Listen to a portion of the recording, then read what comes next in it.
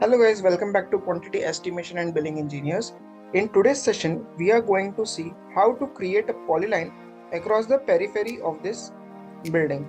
So in traditional method, what we used to do is, first of all, we used to select the polyline command, that is PL enter. Then we used to trace this complete periphery of the building.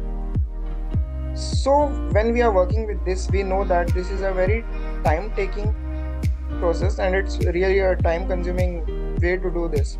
So what we have to do is, we have came up with a shortcut technique, and what you have to do is, first of all, you have to switch off the layers which are not in use. So what I will do is, I will switch off this text, I will switch off these hatches, this column numbers and everything. And what you have to make sure is, the periphery of the building is completely text free or any element free. For example, we use very sections and everything are shown on this plan, so you have to remove that all section symbols and everything.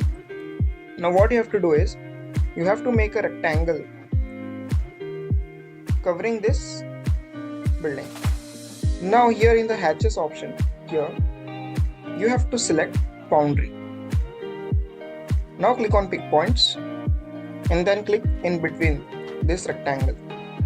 Now this command will get executed, and once this command will get executed, we have to press enter to see the polylines created on the periphery of our building.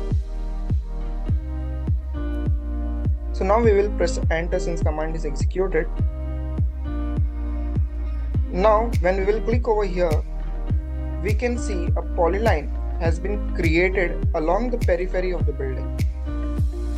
So as you can see that we have reduced our time efforts from approximately 15 to 20 minutes.